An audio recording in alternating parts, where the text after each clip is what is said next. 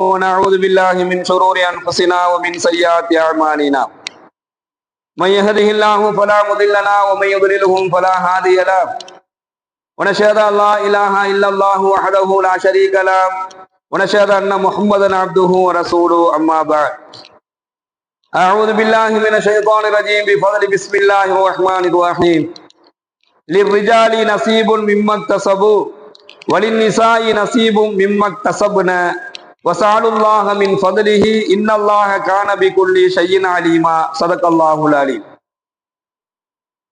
கண்ணியத்திற்குரிய அல்லாஹ்வின் நல்லடியார்களே, சகோதரர்களே, சூரா நிசாவினுடைய 32வது வசனம். இந்த வசனத்துல எல்லாம் வல்ல இறைவன் இதற்கு முன்னால் இந்த வசனத்தினுடைய முதல் வார்த்தையாக ஒருவருக்கு நாம் வழங்கிய சிறப்புகளை பார்த்து நீங்க என்ன செய்யாதீங்க, அவருக்கு நான் வழங்கிய சிறப்புகளை தானும் அடைந்து கொள்ள வேண்டும் என்பதாக பேராசை கொள்ள வேண்டாம் என்பதாக அல்லாஹ் சொன்னார். ஒருவருக்கு நாம் கொடுத்திருக்கக்கூடிய ஒருவரை விட ஒருவரை நாம் சிறப்பாக ஆக்கி வைப்போம். அவருக்கு கொடுத்திருக்கக்கூடிய சிறப்பை கண்டு இது போன்று தனக்கு இல்லையே என்பதாக ஒருவருடைய சிறப்புகளை பார்த்து ஒருவருடைய பொருளாதாரம், அந்தஸ்து இவைகளை பார்த்து நீங்க என்ன செய்யாதீங்க, அதன் மீது பேராசை கொள்ள வேண்டாம் என்பதாக அல்லாஹ் தடுக்கிறான். அதே அடுத்த வார்த்தையாக அல்லாஹ் சொல்றான், லிர்ரிஜாலி நசீபுன் மிம்மக்தஸபு, ஆண்களுக்கு அவர்கள் எதை சம்பாதிக்கின்றார்களோ, ஆண்களுக்கு அவர் எதை சம்பாதிக்கிறாரோ அதிலிருந்து அவருக்கு உரிய பங்குகள் உண்டு. அதே போன்று வலிநிசாயி நசீபு மிம்மக்தஸபுன, பெண்களுக்கு அவர்கள் சம்பாதிப்பதிலிருந்து அவர்களுக்கு உரிய பங்கு உண்டு என்பதாக அல்லாஹ் சொல்றான். இப்போ இதுல பொருளாதாரத்தை பற்றி சொல்லப்படுதா, இதை அல்லாஹ் என்ன சொல்றான், எதற்காக வேண்டி இந்த ஆண்களுக்கு அவர்களுக்கு உண்டான பங்கும் பெண்களுக்கு அவருக்கு உண்டான பங்கு ஒண்ணுன்னு அல்லாஹ் சொல்றானே, இதை எதை பற்றி சொல்றான் என்பதை நம்ம பார்த்தோம் அப்படின்னு சொன்னா இதுல 2 வகையான விளக்கங்களை தஃசீர்ல எழுதுறாங்க. அதாவது முதலாவது விஷயம், ஆணாக இருந்தாலும் பெண்ணாக இருந்தாலும் ஒவ்வொருவரும் தனது வினைக்கு ஏற்றவாறு அதனுடைய பலனை அடைந்து கொள்வார்கள் என்பதுதான் இந்த வசனத்திற்கு விளக்கமாக சொல்லப்படுது. ஆணாக இருந்தாலும் பெண்ணாக இருந்தாலும் என்ன செய்யணும், அவர் செய்த அந்தந்த வினையை அவர் அனுபவத்தை ஆகணும். அவர் செய்யக்கூடிய அந்த வினைகள் நல்லதாக இருந்தால் நல்லது நடக்கும், அது கெட்டதாக இருந்தா அது கெட்டது நடக்கும். அதைத்தான் அல்லாஹ் இப்படி சொல்றான். எப்படி, அவர்கள் சம்பாதித்திருந்து அவர்களுக்கு ஒரு பங்கு உண்டு. அப்படின்னா என்ன, பாவமான செயல்களை சம்பாதித்தால் அதுக்கு உண்டான வினை உண்டு, நன்மையானதை அவர் சம்பாதித்தார் அப்படின்னு சொன்னா அதுக்கு உண்டான நன்மை அவருக்கு உண்டு என்பதாக அல்லாஹ் கூறுகின்றான். இன்னொரு ஹஜ்ரத்னா நபி தோழர் ஹஜ்ரத்னா அப்துல்லா இப்னு அவ்ஃப் ரலியல்லாஹு அவர்கள் சொல்கின்றார்கள், இல்ல இந்த செய்தியை அல்லாஹ் என்ன செய்யறான், அப்துல்லா இப்னு அப்பாஸ் ரலியல்லாஹு அவர்கள் அறிவிக்கின்றார்கள், இந்த வசனத்துல அல்லாஹ் சொத்துரிமையை பற்றி சொல்றான் என்பதாக சொல்லப்படுது. அப்போ லிர்ரிஜாலி நசீபு மிம்மக்தஸபு வலிநிசாயி நசீபு மிம்மக்தஸபுன, அல்லாஹ் சொல்றான் அவர்கள் சம்பாதித்திலிருந்து அவர்களுக்கு உண்டான பங்கு உண்டுன்னு எல்லாம் எப்படி சொல்றானோ அதே போன்று அவர் செய்த செயலுக்கு உண்டான கூலி அவருக்கு அப்படியே உண்டு. அது ஆண்களா இருந்தாலும் சரி பெண்ணா இருந்தாலும் சரி. நாளை வறுமை நாளையில அவர் என்ன வினை செய்திருக்கிறார், நல்லதை செய்திருந்தால் அவர் நல்லதை பெற்றுக்கொள்வார், அவர் கெட்டதை செஞ்சிருந்தாருன்னா அவர் கெட்டதை பெற்றுக்கொள்வார். அது ஆணுக்கு ஒண்ணு பெண்ணுக்கு ஒண்ணு இல்லை, அவங்க செய்ததுக்கு உண்டான அதற்கு உண்டான வினையை அவர்கள் அனுபவித்துக் கொள்வார்கள் அப்படின்னு சொல்லிட்டு வஸாலுல்லாஹ மின் ஃபத்லிஹி, அல்லாஹ்விடம் அவனுடைய அருளை நீங்கள் கேளுங்கள், இன்னல்லாஹ கான பிகுல்லி ஷைஇன் அலீமா, நிச்சயமாக அல்லாஹ் அனைத்து பொருள்களையும் நன்கு அறிந்தவனாக இருக்கிறான் என்பதாக பார்க்கிறோம். அல்லாஹ் உள்ளங்களை மட்டுமே பார்க்கக்கூடியவனாக இருக்கிறான். ஒரு மனிதனுடைய உருவத்தையோ ஒரு மனிதனுடைய தோற்றத்தையோ அல்லாஹ் ஒருபோதும் பார்க்க மாட்டான் என்பதாக ஸல்லல்லாஹு அலைஹி வஸல்லம் சொல்லுவாங்க. இந்த வசனத்துல அல்லாஹ் சொல்ல வருவதும் அதுதான். இந்த வசனத்துல அல்லாஹ் பொறாமையை பற்றி பேசக்கூடிய இறைவன். அதே போன்று இயற்கையாக சில மனிதருக்கு வழங்கிய சிறப்புகளை கண்டு நீங்க என்ன செஞ்சிடாதீங்க, ஒருபோதும் பொறாமை கொண்டு விட வேண்டாம் என்பதாக இந்த வசனத்தில் இந்த 32வது வசனத்தில் அல்லாஹ் ரொம்ப தெளிவாக சொல்லி காண்பிக்கிறான். நான் சிலருக்கு வழங்கிய சிறப்புகளை கண்டு நீ என்ன செஞ்சிடாதீங்க, பொறாமைப்படாதீர்கள். அப்படிப்பட்ட பொறாமை என்ன நிலையில கொண்டு போய் விடும் அப்படின்னு சொன்னா ஈருலக வாழ்வையும் அது பால்படுத்தி விடும் என்பதாக சொல்கிறார். இரண்டு வாழ்க்கையுமே இம்மை மறுமை ஒருவன் பொறாமை கொள்ள ஆரம்பிச்சுட்டான் அப்படின்னு சொன்னா அவனுக்கு இந்த உலகத்துல இங்க என்ன செய்யாது, நிம்மதியான ஒரு நிலையை, நிம்மதியான ஒரு வாழ்க்கையை அவனால வாழ முடியாது. அடுத்தவனுடைய வளர்ச்சியை பார்த்து, அடுத்தவருடைய பொருளாதாரத்தை பார்த்து, அடுத்தவருக்கு கிடைக்கக்கூடிய சிறப்புகளை பார்த்து, அடுத்தவருக்கு கிடைக்கக்கூடிய அந்தஸ்துகளை பார்த்து ஒருவன் தன்னைத்தானே நொந்து கொள்கிறான் என்று சொன்னால் அதனுடைய வெளிப்பாடுதான் அந்த பொறாமை. இப்ப இந்த பொறாமையின் மூலமாக அவனுக்கு என்ன செய்யப்படுது, இந்த உலக வாழ்க்கையில் நிம்மதி இல்லாம போயிடும். இதனுடைய காரணமாக மறுமையிலே அவனுடைய வாழ்க்கையை அவன் பாழாக்கி கொள்றான். எனவே நீங்கள் நாம் ஒருவருக்கு வழங்கிய சிறப்புகளை கண்டு என்ன செஞ்சிடாதீங்க, நீங்கள் பொறாமை கொள்ள வேண்டாம். அதே போன்று இரண்டாவது, மனிதனுடைய முயற்சியால் கிடைக்கக்கூடிய சிறப்புகளையும் அடைவதற்கு முயற்சி செய்யணும். சில பேருக்கு அல்லாஹ் பிறப்புல என்ன செஞ்சிருப்பான், அந்தஸ்தை கொடுத்திருப்பான், வசதி வாய்ப்பை கொடுத்திருப்பான், பிறப்புலேயே அவரு பொருளாதாரத்துல நல்ல உயர்ந்த நிலையில இருப்பார், நல்ல அந்தஸ்துல இருப்பார். ஆனால் சில நபர்கள் தன்னுடைய முயற்சியால் என்ன செய்வாங்க, தங்களுடைய வாழ்க்கையில அவங்க வெற்றி பெறுவதை நம்ம பார்க்கிறோம். குடும்பமே கஷ்டப்பட்டு இருக்கும், அவருடைய பரம்பரையே கஷ்டப்பட்டு இருக்கும். ஆனா இவர் என்ன செஞ்சிருப்பாரு, தன்னுடைய சொந்த முயற்சியால அவரு ஒரு பெரிய அளவுக்கு வளர்ந்து வந்திருப்பாரு.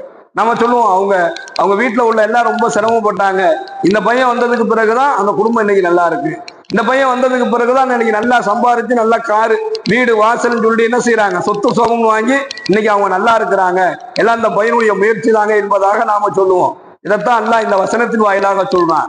மனிதன் சிறப்பான வாழ்க்கை அல்லாஹ் சொல்றான், இயற்கையாக சில நபர்களுக்கு சில அந்தஸ்துகளை நம்ம கொடுத்திருப்போம், அது அவங்களுக்கு பிறப்பால் வந்திருக்கும். அதை பார்த்து பொறாமை கொள்வதன் மூலமாக எந்த பயனும் உங்களுக்கு கிடையாது. ஆனால் மனிதனுடைய முயற்சியால் என்ன செய்ய முடியும், நிச்சயமாக வெற்றி பெற முடியும். அந்த முயற்சியை அடைவதற்கு முயற்சி செய்யணும், அந்த இலக்கை அடைவதற்கு முயற்சி செய்யணும். அப்படி முயற்சி செய்யாம எல்லாம் அல்லாஹ்வுடைய நாட்டம், நான் என்னங்க பண்றது, எல்லாம் என்னோட தலைவிதி, எனக்கு இவ்வளவுதான் என்பதாக சொல்லிக் கொள்வதும் அதை நினைத்து அப்படியே அமர்ந்து கொள்வதையும் கூடாது என்பதாக இந்த வசனத்தின் வாயிலாக அல்லாஹ் சொல்றான். நீங்க முயற்சி செய்து என்ன செய்யுங்க, உங்களுடைய முயற்சியின் காரணமாக உங்களுடைய பொருளாதாரம் எல்லாத்தையுமே நீங்க வளர்த்து கொள்வதற்கு அல்லாஹ் நமக்கு அனுமதி கொடுக்கிறான். அது மட்டும் அல்லாமல் பிறருடைய செல்வங்கள், பிறருடைய வசதிகள், இவைகளை பார்த்து ஏற்படக்கூடிய அந்த பொறாமை இருக்குது, அது பெரும் கொண்ட குற்றத்திற்கு அது ஒரு காரணமாக மாறும் என்பதாக இந்த வசனத்தினுடைய விரிவுரையாளர்கள் நமக்கு சொல்லிக் கொடுக்குறாங்க. பொறாமை என்ன செய்யும் அப்படின்னு சொன்னா, ஒரு கட்டத்துக்கு மேல அது வெறியாக மாறிவிடும். அந்த வெறியாக மாறக்கூடிய அந்த பொறாமை பிறருடைய பொருளாதாரங்களை கொள்ளையடிக்க வேண்டும் என்கின்ற எண்ணம் உருவாகும். ஒருவருடைய வளர்ச்சியை பார்த்து உள்ளத்தில் ஏற்படக்கூடிய பொறாமை அது பெரிய குற்றத்திற்கு அதுதான் முதல் ஆரம்பம் என்பதாகவும் ஸல்லல்லாஹு அலைஹி வஸல்லம் சொல்றாங்க. அப்ப அது வெறியாக மாறும். அது வெறியாக மாறும் பொழுது அடுத்தவர்களுடைய பொருளாதாரத்தை அபகரிப்பது, அடுத்தவருடைய பொருளாதாரத்தை கொள்ளையடிப்பது போன்ற நிலைக்கு அது ஏற்பட்டுடும். ஏன் இன்னும் சொல்ல போனால் கொலை வரை கொண்டு போய் விட்டுரும். பொறாமை என்று சொல்லக்கூடிய அந்த குணம் ஒரு மனிதனிடத்துல இருந்துச்சு அப்படின்னு சொன்னா அவன் என்ன செய்ய மாட்டான், திருடிடுவான், அபகரிப்பான், கொள்ளையடிப்பான், அடுத்தவர்களை கொலை செய்வதற்கு கூட அவன் துணிந்து விடுவான். அத்தகைய ஒரு நிலையை இந்த குணம் உருவாக்கும் என்பதால தான் அல்லாஹ் இந்த குணத்தை பெரும் குற்றம் என்பதாக அல்லாஹ் சொல்றான். இதுல இருந்து நீங்கள் ஒதுங்கிக் கொள்ளுங்கள் என்பதாக அல்லாஹுடைய தூதர் சொல்வதை நாம பார்க்கிறோம். அருமையான சகோதரர்களே, இதே 32வது வசனத்துல அல்லாஹ் சொல்றான், நீங்கள் அல்லாஹ்விடத்தில் அவனுடைய அருளை கேளுங்கள் என்பதாக அல்லாஹ் சொல்றான். பிறரை பார்த்து அவரு இப்படி இருக்கிறாரு, அவரு இப்படி வளர்ந்துட்டாரு, நம்ம கூட இருந்தவன் இவன் வளர்ந்துட்டாரு, நம்ம கூட தானே இவர், நம்ம பக்கத்து வீட்டுல தான் இருக்காரு, இவர் வளர்ந்துட்டாரு என்பதாக அடுத்தவர்களுடைய வசதி வாய்ப்பை சிறப்புகளை பார்த்து நீங்கள் பொறாம கொள்ளாதீங்க. நீங்க என்ன செய்யுங்க, வஸாலுல்லாஹ மின் ஃபத்லிஹி, அல்லாஹ்விடமே அவனுடைய அருளை கேளுங்கள். எதை கேளுங்க, உங்களிடம் இல்லாத வளங்களை பிறரிடம் காணும் போது நீங்கள் பொறாமை கொள்ளாமல் அல்லாஹ்ட்ட நீங்க கேளுங்க.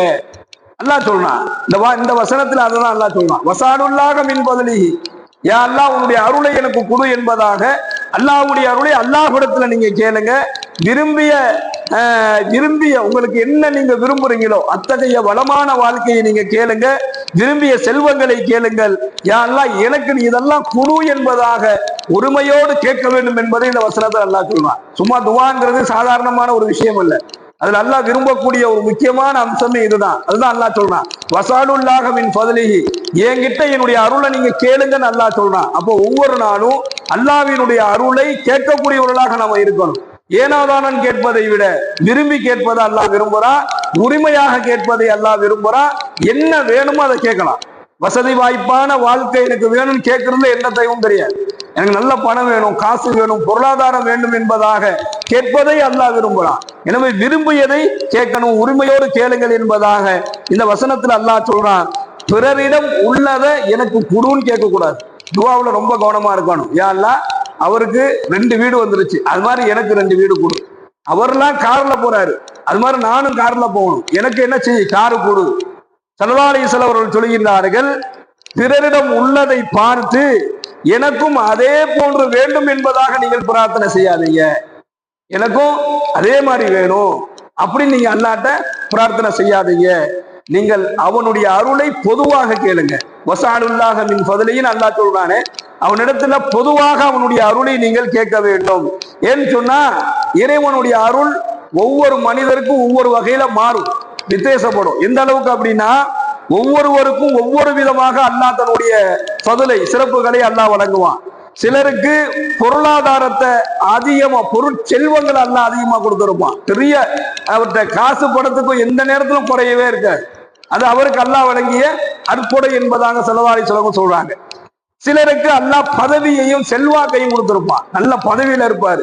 இல்லைன்னா சில பேருக்கு பதவியில இல்லைன்னா நல்ல செல்வாக்குல இருப்பாரு. சிலருக்கு அல்லாஹ் சோதனையும் வறுமையுமே என்ன செஞ்சிருப்பான், தன்னுடைய அருளாக அல்லாஹ் வழங்கியிருப்பான். இதுக்கெல்லாம் ஒரு காரணம் இருக்குது. அந்த காரணத்தை சொல்லும் பொழுது, யார் யாருக்கு எதை அருளாக வழங்க வேண்டும் என்பதை அல்லாஹ்வே முடிவு செய்வான். அல்லாஹ்வே முடிவு செய்வான். ஒருவருக்கு செல்வத்தை, காசு பணம் அதிகமா அல்லாஹ் கொடுத்திருப்பான்.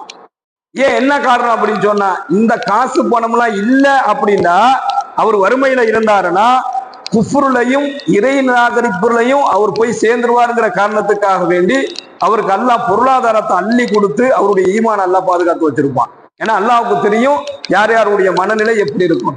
அதே போன்று சில நபர்களுக்கு அல்லாஹ் வறுமையை கொடுத்திருப்பான், சோதனையை கொடுத்திருப்பான். அதாவது பொருளாதார நெருக்கடியிலேயே அவர் வாழ்ந்துகிட்டு இருப்பார். என்ன காரணம் அப்படின்னு சொன்னா, அந்த காசு பணம் வந்துருச்சு அப்படின்னு சொன்னா அல்லாஹ் எதெல்லாம் தடை செஞ்சானோ அதெல்லாம் ரொம்ப சாதாரணமாக செய்ய ஆரம்பிச்சிருவாரு. நிராகரிப்பு, இறை நிராகரிப்புல தன்னுடைய காசு பணம் இருந்துச்சுன்னு சொன்னா இறை நிராகரிப்புல தன்னை முழுமையாக என்ன செஞ்சிருவாரு, அவர் ஈடுபடுத்திக் கொள்வார். அதனால அல்லாஹ் வறுமையை கொடுத்து அவருடைய ஈமானை அல்லாஹ் பாதுகாக்கிறான். இதே போன்றுதான் யாருக்கு என்ன அருளை கொடுக்க வேண்டுமோ அந்த அருள் தான். அதுக்கு ஒரு காரணத்தை அல்லாஹ் வைக்கிறான். இவருக்கு இதை கொடுத்தா இவர் இப்படி போயிடுவார், இவருக்கு இதை கொடுத்தா அவர் அப்படி போயிடுவார். வசதி வாய்ப்பு ஒருத்தருக்கு இல்லாம போயிடுச்சு அப்படின்னு சொன்னா அவன் இறை நிராகரிப்புல போயிடலாம். அதனால அவருக்கு என்ன செஞ்சிருப்பான், அல்லாஹ் வறுமையை கொடுத்திருப்பான். வறுமையை கொடுக்காம வசதி வாய்ப்பை கொடுத்திருந்தா இந்த ஆள் இறை நிராகரிப்பு பெறுவான். அதனால என்ன செஞ்சிருப்பான், வறுமையை கொடுக்காம வசதி வாய்ப்பை கொடுத்தவருடைய ஈமான பாதுகாப்பு. இது அல்லாஹ்வுடைய அருள் சம்பந்தப்பட்டது. எனவே இந்த 32வது வசனத்துல அல்லாஹ், வஸாலுல்லாஹ மின் ஃபத்லிஹி, என்கிட்ட என்னுடைய அருளை நீங்கள் கேளுங்கள். இன்னல்லாஹ் கான பிகுல்லி ஷைஇன் அலீமா, நிச்சயமாக அல்லாஹ் அனைத்து பொருட்களையும் நன்கு அறிந்தவனாக இருக்கிறான். எல்லாம் வல்ல இறைவன் அவனுடைய அருளை நம் அனைவருக்கும் முழுமையாக வழங்கி சிறப்பாக ஆக்கி வைப்பானாக. வாய்ந்தாவானா அல்ஹம்துலில்லாஹி ரப்பில் ஆலமீன். சுப்ஹானல்லாஹி வபிஹம்திஹி, சுப்ஹானக அல்லாஹும்ம வபிஹம்திக, வனஷ்ஹது அல்லா இலாஹா இல்லா அன்த, வனஸ்தக்ஃபிருக வனதூபு இலைக். சுப்ஹான ரப்பிக ரப்பில் இஸ்ஸத்தி அம்மா யசிஃபூன்.